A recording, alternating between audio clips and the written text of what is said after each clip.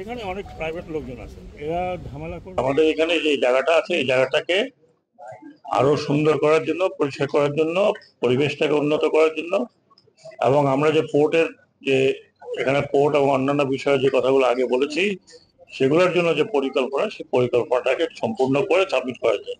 বাকিটা সৌন্দর্য বর্ধনের জন্য যাহা করিতে হয়, যা করা প্রয়োজন, আরো যদি অতিরিক্ত কিছু প্রয়োজন হয় সেটা ডেপুটি কমিশনার বসবেন, বসে দেখবেন যে আর কি করা যায়।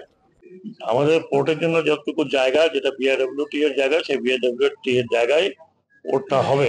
আমি মনে করি এখানে যখনই একটা পোর্ট হবে, এটা মুন্সিগঞ্জের লোকের জন্য, মুন্সিগঞ্জের মানুষের, আশেপাশের মানুষের জন্য একটা বড় যজ্ঞ হবে। একই সাথে বাইরের থেকে তো লোকজন আসতে পারে, পোর্ট এরিয়ার বাইরে যতটুকু যা করা দরকার আমরা সম্পূর্ণ সহযোগিতা করব।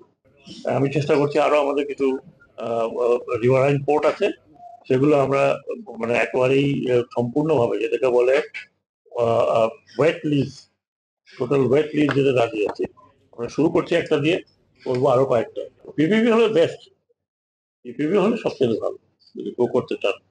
এখন পর্যন্ত আমাদের বাংলাদেশে পোর্টের ব্যাপারে পিপিপিতে কেউ আসেনি এখন পর্যন্ত, আমরা চেষ্টা করছি।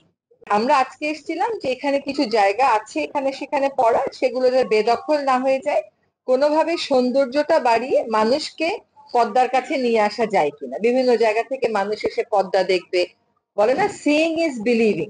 আপনি যখন দেখবেন তখনই ওটাকে আপনার ওটার জন্য একটা অন্যরকম মায়া হবে। বড় বড় মেগা প্রজেক্ট হয়, তার যে নেতিবাচক পরিবেশগত প্রভাবটা পড়ে সেটাই কিন্তু পড়ছে। পদ্মার ক্ষেত্রে দুইটা বিষয়, একটা হচ্ছে চলমান প্রকল্পটা 2026 সালের সেপ্টেম্বর পর্যন্ত মেয়াদ আছে এবং এটা 55% অগ্রগতি হয়েছে।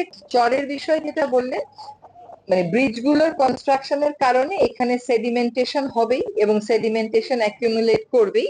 এটা নিয়মিতভাবে চর কাটার একটা বিষয় আছে এবং এই চর কাটাটা যৌক্তিক। কেন যৌক্তিক জানেন? আমরা বাংলাদেশে বিভিন্ন জায়গা থেকে খালি দেখি বালু উত্তোলন নিয়ে মানুষের মারামারি হচ্ছে। সরকার যদি কম খরচে নিজস্ব উদ্যোগে এই চরগুলো কাটে তাহলে আমাদের বেশ বালু কিন্তু আমরা এখান থেকে পেতে পারি, যেটা হলে অন্যান্য জায়গায় বালু তুলতে গিয়ে যে পাড়গুলো ভেঙে যাচ্ছে, নদী একদম শেষ হয়ে যাচ্ছে, ওটা হবে না, কারণ সরকার করলে পরিকল্পিত উপায়ে সেটা করা সম্ভব।